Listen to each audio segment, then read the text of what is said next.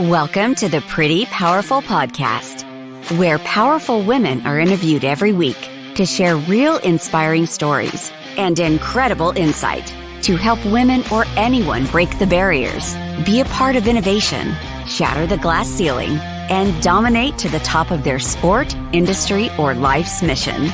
Join us as we celebrate exceptional women and step into our power. And now, here's your host, Angela Gennari. Hello, and welcome to the Pretty Powerful Podcast. My name is Angela Gennari, and I am here with Adriana Gavazzoni. How are you? Hello, Angela. Fine. Thanks for having me today. Okay, so say your name one more time just to make sure I'm getting it correct. Adriana Gavazzoni. Gavazzoni, that's correct. Beautiful. Okay, perfect. So let me introduce Adriana to you. Adriana is a highly respected Brazilian attorney, former law school professor, and author of a textbook on international contract law. But her passion has always been to write fiction, and thanks to a personal crisis, she finally gave herself permission to chase that dream. She had to not only face the usual fears that most authors have, but in addition, the fear that how her work could negatively affect her career. Brazil is a male-dominant country, and their legal profession is very conservative. But she did it, and she has become a best-selling, award-winning author of legal thrillers, as well as historical romances. She is also an expert on work-life balance, managing her legal career, writing, several personal pursuits, and helping to manage her large Brazilian-Italian family. She is a wonderful storyteller that you are going to fall in love with. So thank you so much, Adriana, and welcome to the show. Thanks, Angela. Thanks a lot. I think it's going to be a great day for us. Yes, absolutely. So what got you started in law? Let's start there. What drew you into the legal profession? Oh, that's a long time ago. I was 12 years old. Always a voracious reader. It was vacations time in Brazil. It was night. I didn't have anything to read, and I found a legal book on my father's shoulder. So Yeah. I decided to read it. And I fell in love with laws and rules. And I thought, oh my God, I love that. Who works with that? So my father said, lawyers work with that. And I say, so I'm going to be a lawyer. And I laughed. I was too young. Yeah. But from that on, I knew I was going to be an attorney. I was going to be a lawyer. Oh, that's wonderful. Was your father an attorney? No, not at all. He just happened to have books that were kind of legal driven, huh? Yes, because my father was a politician and he used to study some laws to prepare contracts and laws for the city hall. So that's the reason he had that. And but he's not a lawyer. I don't have any lawyers next to me in my family. I'm the first one. Well, good for you. That's amazing.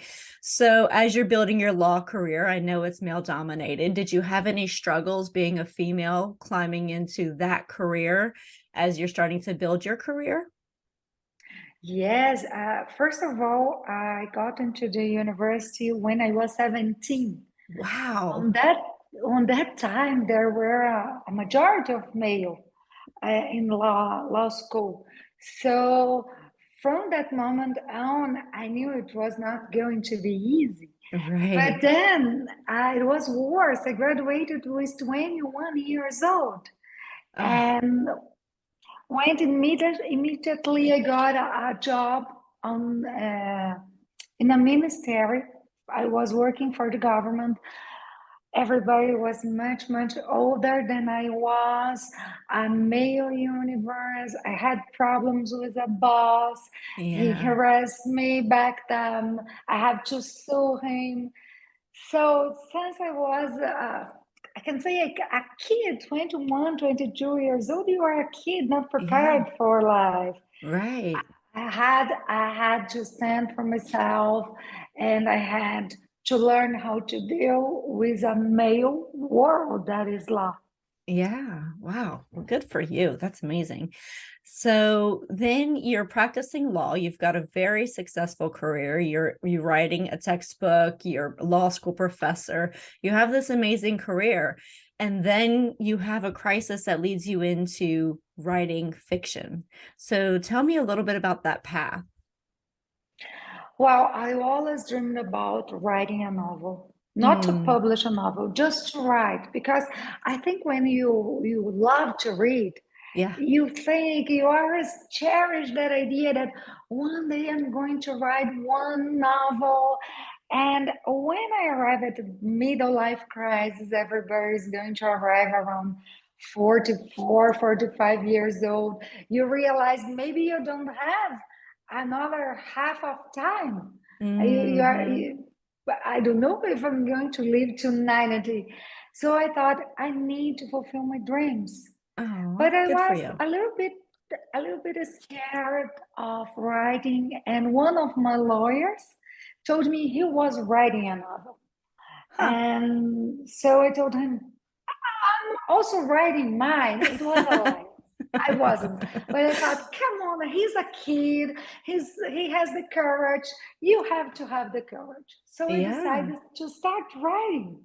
Wow. And I didn't know what to do with that book. I didn't know which kind of book I wanted to write. So I decided to listen to my heart and I asked myself, which kind of books do you love to read? Okay, I love mystery.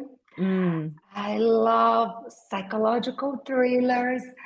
And then I started to write and I thought, some sex would be good. Everybody loves sex. So right.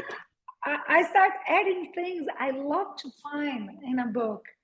And Yeah. suddenly I had my book ready. And in 6 months, I wrote my first novel. Wow. 6 months? That's incredible. So, Wow. yes. And it was incredible because I have a tight schedule. Yeah. I had to find the time. So I decided best time for me to write is early in the morning. Hmm. So every day I wake up and I have my breakfast and then I write for 1 hour Okay. before before going back to real life and Hmm. working Hmm. as a lawyer. But that's how I got my first novel. Wow, good for you. I've been toying with the idea of writing for so long, and I keep saying that it's my 20-year work in progress because it's the easiest thing to do is set aside your dreams. You think, oh, there's this huge mountain in front of me, and there's a hundred other priorities that I have to do, and that's just something that I want to do. And so we quickly put our wants behind our have tos. And you're right. Like there's a time in your life when you start saying it's now or never. Yes, and giving excuses like I have to do this and I Yeah. can't do that is Right. easy for us Yeah. human beings because we are scared to do Yeah. something different. It's better keeping doing what we must do because we know what we must do than Uh-huh. what we really want to do. So to separate the time in my schedule was the first thing to do, and to put my imagination on the paper on the screen. I when I start, I thought, hey, and if anybody likes, and if it's awful, but after the first chapter, I thought, okay, I'm writing for myself. Okay. Yeah. I'm not writing for others. It's a dream. I don't know Yeah. what is going to happen to this dream. So I have to do it for myself. Mm-hmm. Yeah, And I then the love that. excuses were over, and in 6 months, I have one, six more, I have the second. Then I went into a huge family problem. The third one took me a year to write because I was Mm. really having to manage this Italian family with lots of problems. Yes. Hmm. Wow, that's incredible. I love your tenacity in prioritizing something that means so much to you. Because I think You're right. It comes down to fear. Part of my issue with not really putting my book out there is I'm afraid that people will hate it. I'm afraid that I'll spend Yeah. all this time working on something and people will tell me it's terrible. And so it's scary. It's scary to think that, something that is so personal to you could be judged by others. And so it's a scary thing. It's scary, and we don't know if it's good enough. We never Right. know. No. Mm-mm. But one thing I discovered, some people are going to love you, some Mm-hmm. people are going to hate you, but it's their problem, not yours. You did Right. your part. Mm-hmm. And when you write for yourself, like I do, I think the majority of people are going to like, because your soul is exposed there. When you write for yourself, you melt your soul on the paper, on the screen, so people can feel that. Yeah, absolutely. So, how many books have you written so far? Three? Uh, five, Wow, five. Wow. five, five. Okay. A trilogy Mhm. they are psychological and erotic thrillers. And then I decided to pick one of the characters from this novel and write about her life. Huh. But when I had to do the chronology to know when she was born, and she was born in the middle of two great wars. Oh, So it is historical, but not because I like to write historical, but because I have to start from there on. interesting. Okay. So, is there a lot of research that goes into it then? A lot of research for all my books. I Mm-hmm. was a professor, so I'm used to research, to tell the truth to my students, and it couldn't be different writing a novel. Right. From my trilogy, the main character is a psychiatrist. So I had to research. I couldn't tell my reader, oh, that's the right thing. Put words on her mouth. She's a psychiatrist. She's a renowned psychiatrist. I can't give advices, or better, my character couldn't give advices that I didn't research about. So Right. every case, every patient, I really research a lot to compose them. Wow, that's awesome. Okay. So you're writing your books. You have finished it at 6 months. Did you self-publish? Did you go find a publisher? How did you take that next step once it was completed? I start to try to find an agent, a Mm-hmm. literary agent. It's complicated. And then I start to try to send directly to publishers. And I got one. Wow. Bad luck, 6 months after, the publisher went bankruptcy, and I Oh had to hire a no. lawyer. Oh no. Yes, Oh I had no. to hire a lawyer to defend my rights, to get my rights back.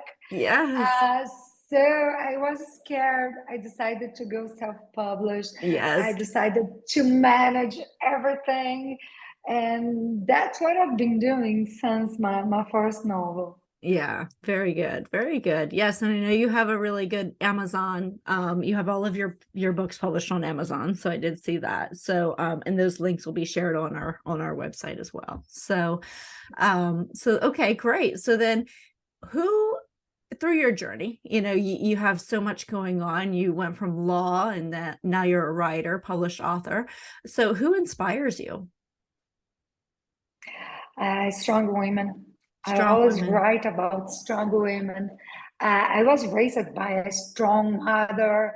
Oh yeah. She was always a professional. She's a fighter.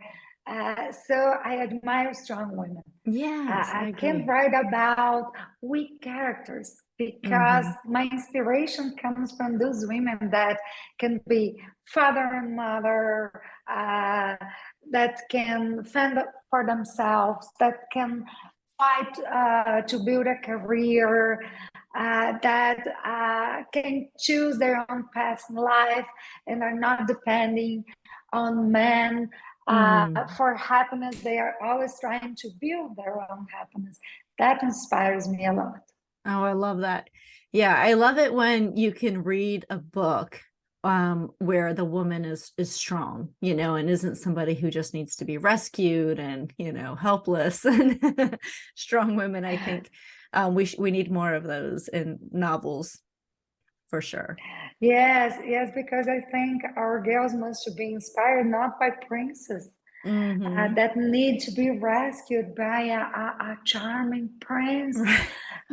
They need to know marriage is not a career.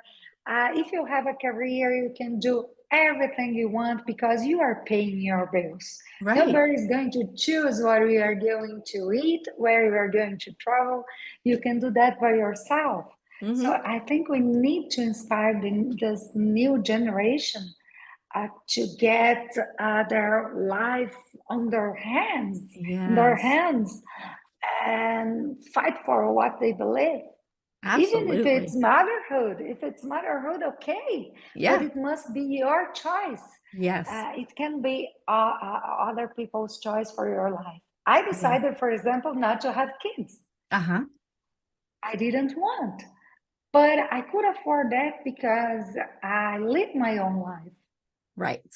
Well, and I think that's so important that when we get to make those decisions for ourselves, then we can direct it a little bit easier. When your life is dependent on somebody else's decisions made on your behalf, you have very little voice in that. You may think you do, but at the end of the day, if you don't have your own money, if you don't have your own career, and even if that happens to be, if I'm raising children, like I if that's what you choose that you want to do, then wonderful for you. But like you said, make sure it's a choice. Make sure it's not just forced upon you as an expectation. Yes, yes, I think that's really important.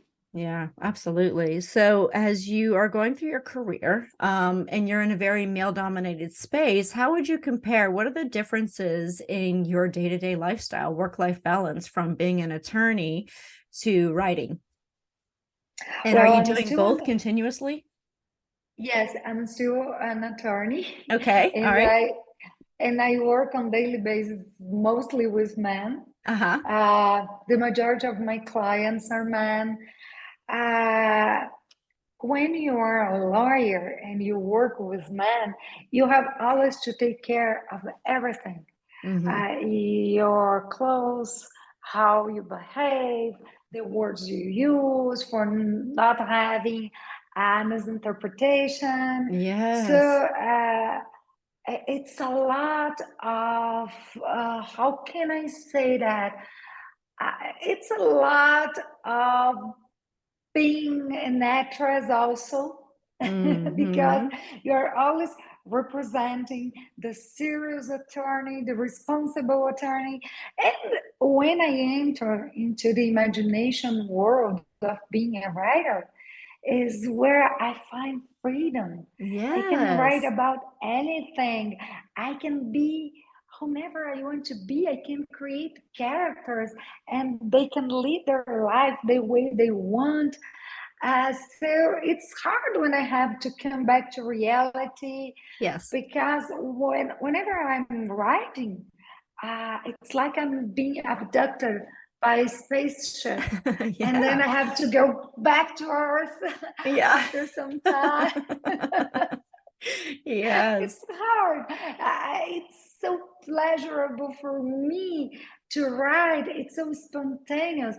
Not that I don't love law. I love law since ever, but I have to have more attention. I have to Hmm. play more when I'm a lawyer, and I don't Yes. need to play that when I'm writing or when I'm dancing Yeah. or when I'm with my dogs. It's the pleasure part of my existence. Yes. Yeah. So you love to dance. You mentioned, is it tango that you love? What is Yeah, the? I dance tango. It's Oh, an that's Argentinian awesome. dance. It's tragic. I love it. I can express myself a lot through this dance. Yeah. I don't know So how to dance samba, but no. tango, yes. So what led you into dancing? How long have you been dancing? Oh, well, I've been dancing since I was a kid because I'm one of those people who don't know how to walk smoothly. I Uh-huh. walk very hard. Uh, so my mother decided I had to study a little bit of ballet Oh. in order to be more feminine, something Uh-huh. like that. I couldn't stand. I was studying classic ballet for 1 week. I Hmm. decided to change to modern Yes. dancing, something ballet dance, tango. But 10 years ago, I found love with tango, and for me now it's tango, and I love that. That's awesome. I love it. Yeah, I've been dancing for a long time. I started dancing when I was younger. And, I'm always so serious in my roles in work, but I find dancing to be such a great expression of creativity and just, it just allows you to kind of release that energy that, is built up when you have to play a certain role all day long. But I dance in my kitchen when I'm cooking. So I dance all the time. When I'm cooking, I sing. Oh, Usually I nice. sing, I don't dance. So then tell me a little bit more, because you brought up a topic and I kind of want to talk about this a little bit because I was literally having this conversation with somebody the other night, and they were arguing that there's no difference in men and women in a social setting, and that, when, like, as I say at a party, it's frustrating because if I want to talk about work and politics and economy and finances, I typically will have to gravitate towards the men because the women are very rarely talking about stuff like that. The women are typically talking about their household, their kids, the teachers, the school, the bus driver. And none of that is really, something that I can engage in long. Like I can maybe have a very brief conversation, but it's just not deep enough for me to really want to go into for a long conversation.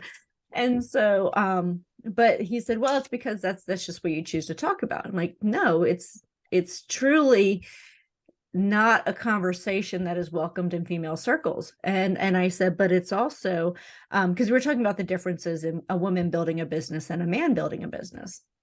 And I said, women have to seek out mentors. We have to seek out people who will have conversations with us. And typically those are not women because, like I said, at a social event, a lot of the women are not talking about politics, business, work, finances, all those things that are going to move the needle if you're trying to start a business. And so you'll have to gravitate towards men, or for a mentor. I wish more women would step up and mentor other women because you don't see it a whole lot. And the other issue is that as a woman, like you brought up, it's awkward for us, right? Because if you're a woman in a male dominated space, you can't just ask somebody, hey, do you want to go have lunch? Because they think you're asking them on a date, or they think there's some kind of romantic interest there. And there could not be further from the truth, right? Like I have no interest in somebody, but if I say, hey, can we go grab a coffee sometime? I'd like to talk through this. Their mind flips to, she must be into me, right? And that is not Yeah, true. that's a huge problem Yeah. because I have the same problem. I love to talk about politics. I'm a Hmm. daughter of a former politician. So politics is always in my life since I know myself.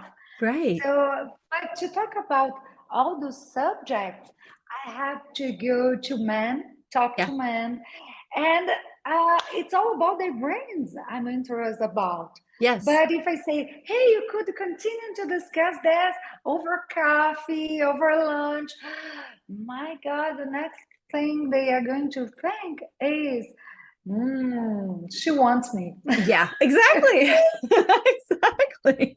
And I wish that that was not even on the table. But, if another man said to them, hey, let's go grab lunch, we can talk more about this, they would think nothing of it. But if it comes from a woman, forget it. She obviously wants to sleep with me. Right. And so, Yes, yes, of course. She wants to have something with me. I'm right. so perfect, so wonderful. It's not my mind she is interested in change. Right. It's my body. Of And course. usually that happens a lot. The older the man, the more they are going to think like Yes. that. the new generation, they are more prepared for that, I think. I'm 53 years old, so I think the new generation is better. Yeah. They are more prepared to deal with independent women, with an invitation for lunch just for chatting. Yeah. But the oldest generation, it's tough. They Yeah. really think you need another husband in your life, I and know. probably it's what you are going to try to have with them over lunch. Right. Yeah. I'm trying to find solutions, not more problems. So the last thing I want is complicating anything. So yeah, I agree. But yes, I find that interesting. So when you brought up that, that was always a factor in how had to behave, how you had to portray yourself. It's so accurate because I'm the same way, and it actually reflects, for me in dating, because I have a hard time being relaxed enough in front of men because I'm in front of men so much with work, and so I have this persona that I have to have all the time. I cannot come across as flirty or anything like that. I have to really kind You of can maintain this very stoic, attitude. And then, I try to date and it's like trying to turn that off and on is very challenging. and you can even smile as much as you would do, because they think, oh, she's smiling and she wants something. So yeah, it's crazy, but yeah, I don't think, I really don't think that men deal with that same kind of issue that we do on a regular basis No, in the they don't. workplace. They don't. They don't. Even if things are changing, Hmm. uh, it's still a male world for some professions. Sure. For mine, for example, it's still a male world. I have to face judge.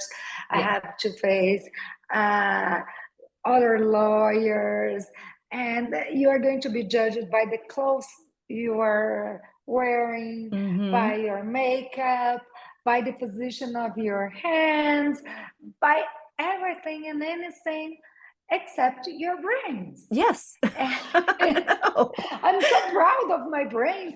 I learned so much during my whole life. I studied so much. I've read so much. My brains are the best part I have. So please Yes. try to admire that in me, not the rest. Yeah. But I know. It's an ongoing issue.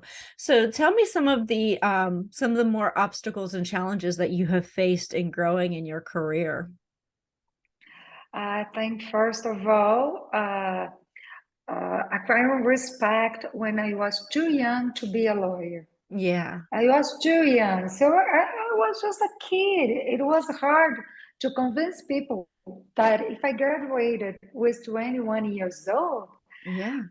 the meaning of that was I studied a lot. I studied Yeah. hard for that. Then facing men always trying to have something with a 21, 22 years Yeah. old attorney. Hmm. So I decided I didn't need on that time. Now I need to wear glasses. So I decided to have those glasses because it made me look older. To Oh, have a interesting. chin on here, I was Yeah. always disguising, always wearing suits, never wearing dresses because dresses meant they were going to look to my legs, and I Uh-huh. would have problems. Then one day, I was around 23 years old. I have this boss. This boss was always commenting about my clothes, and he was being polite. And one day he decided to tell me romantic things, and I told him, Ooh. no, I'm Yeah. not interested in that. I'm here to work. And he started to shout with me that I was trying to sell myself for the best option, that I was evaluating myself too much, that was normal for someone who wanted to go up on a career, Wow. to go out with the boss, and many, many awful things. I start to cry. Wow. And I had a mentor on that Yeah. time. He was a great man, so ethical, so correct. So I was crying. I went to his office and I told him everything. And I said, I don't know what to do. He told, yes, you know, you are a lawyer. You're going to sue him. That's what you are going to do. And from now on, when a man disrespects you, you are going to sue. Good for You're a you. lawyer. Remember that. Remember that. You are a good lawyer. You are young, but you are a good lawyer. So do the job. Sue this guy. I sued him and he lost his job. And I Wow. felt great about that. And I never had to sue anybody else for harassment because I started to protect myself Yeah. against being too nice, too naive. Hmm. Uh, I didn't allow any disrespectful things because when he started to say, wow, that's Yeah. a beautiful dress, Mm. your legs look great, I had to stop him there. Yeah. And that's what I've learned. So always, I'm someone who believes that every experience we have in life, it's a lesson. So it was Mm. a great lesson for It me. was a great lesson. Yeah. Because early on you learned, how to play the game that they're playing, and unfortunately it means that we aren't necessarily being who we want to be, but you like if I want to wear a beautiful dress, I should want to wear a beautiful dress.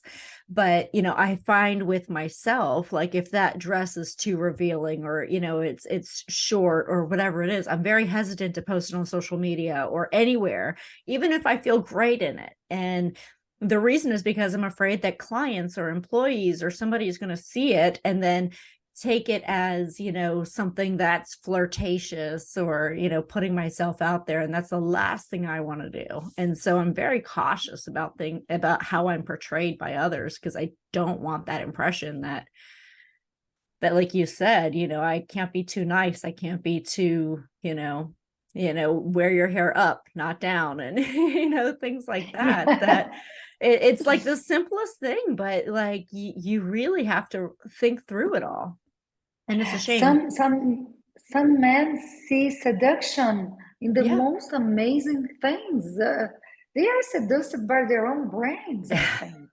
Right. I agree.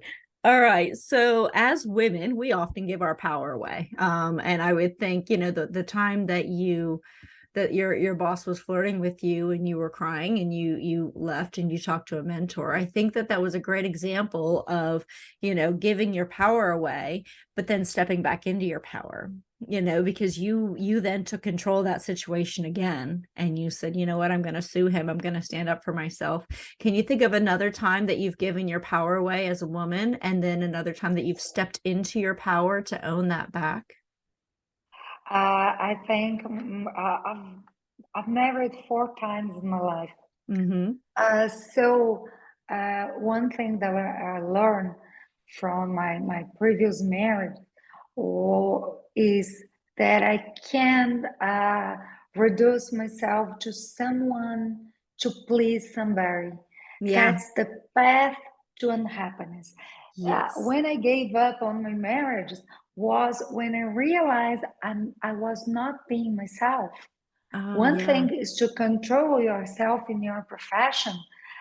You assume a mask of a professional. Another thing is to assume a mask inside your own home because you need to Mm. please somebody. Mm-hmm. So if I have to do that, I'm not going to stay with somebody. Mm. My husband, my first husband, we have the ability to say everything to each other. Mm-hmm. We don't use masks. That's the reason my marriage is lasting for 11 years. My previous marriage, my first marriage lasts 4 years. Yeah. My second marriage 5 years. My third 1 year. Wow. Because from the second to the third, I already knew what I didn't want from life. And I Mm-hmm. didn't want to feel powerless. I'm a Yes. strong woman. and I'm going to be like that, pleases you or don't. But there were other times we really, it's not good to brag about things, but my first medal for my first novel, I felt so powerful when I stepped on the stage in United States. Remember, I was born in Brazil, raised in Brazil. I'm a Brazilian woman from a small town in Brazil. And then one day I was in Miami receiving a prize for my first novel. I felt Wow. so big, so big, so big. Another Wow. time when I discovered my legal book was in Columbia's library.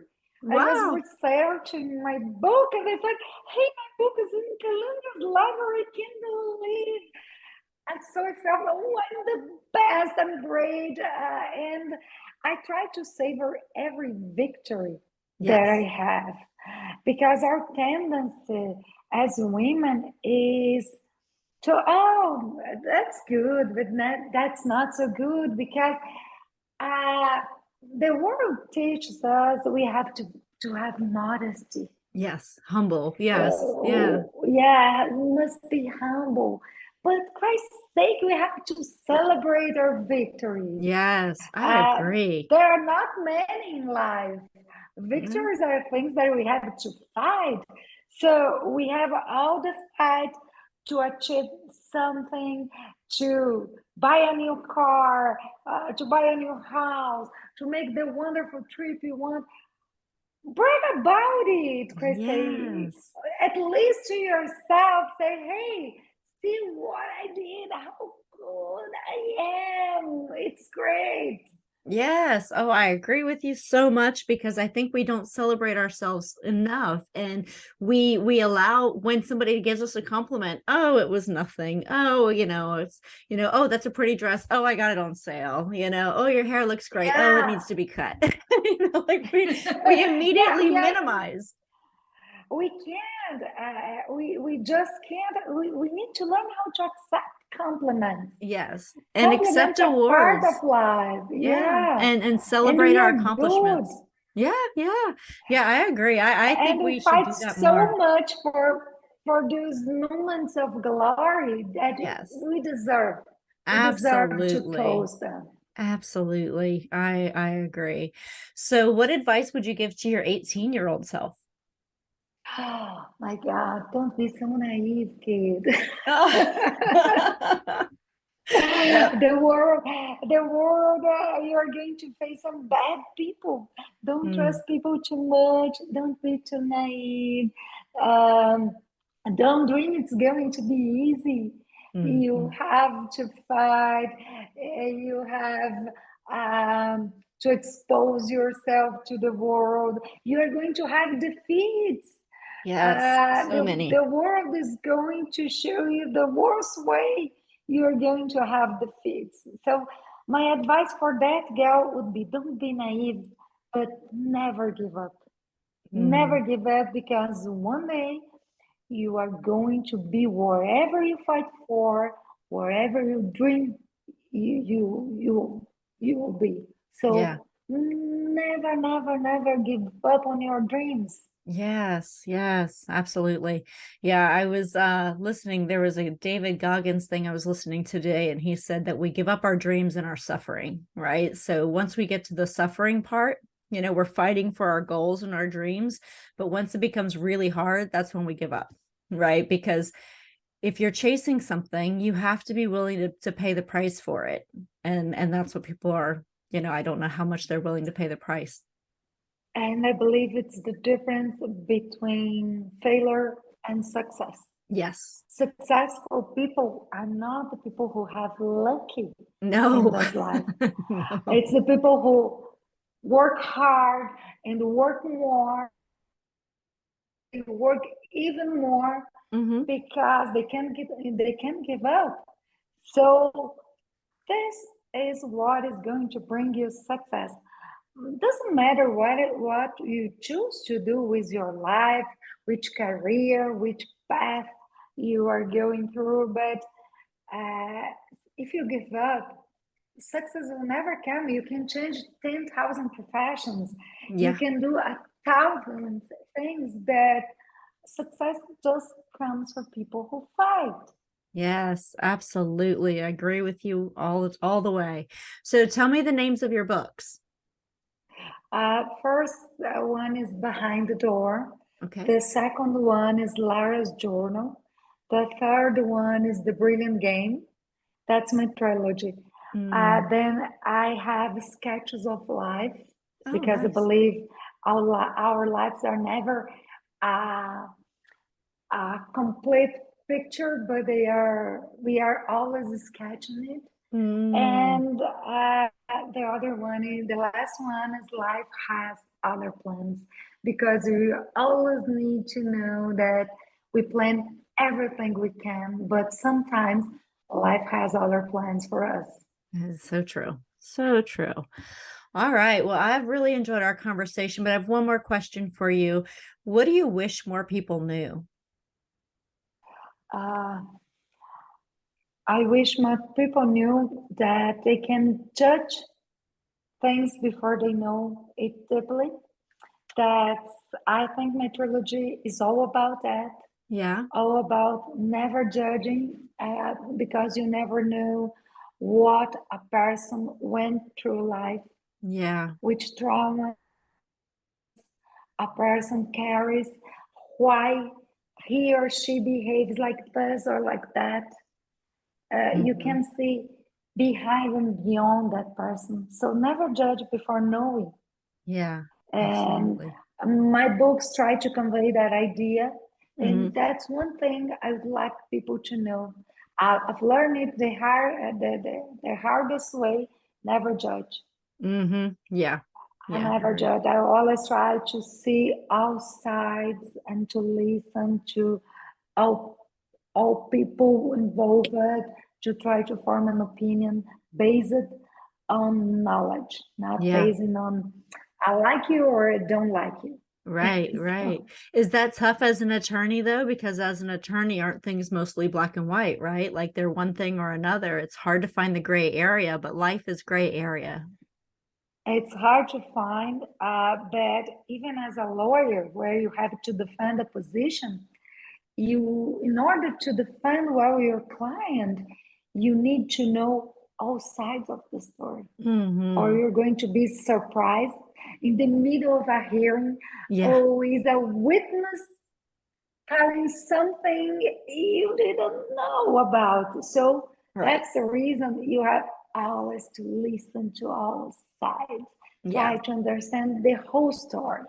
Right. Right. And then form your opinion and paint the picture as you see it. Very nice. Yes. Well, thank you so much, Adriana Gavazzoni. Am I saying that right? Gavazzoni. Gavazzoni, you said Gavazzoni. just right. Well, thank Thanks a you so lot, much. Angela. It was a nice conversation.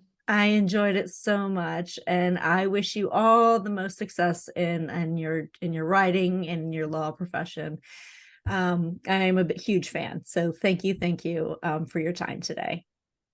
Thank you a lot. And I know you are already a success, but as a woman and from a woman to another one, be the best ever. Yes, thank you. Thank you. All right. Well, everyone have an amazing day. Thank you so much for joining us for another episode of the Pretty Powerful Podcast. Please make sure to like, subscribe, and turn on notifications so that you don't miss future episodes.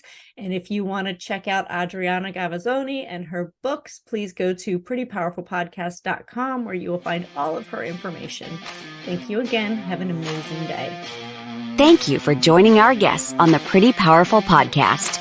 And we hope you've gained new insight and learned from exceptional women. Remember to subscribe or check out this and all episodes on prettypowerfulpodcast.com. Visit us next time, and until then, step into your own power.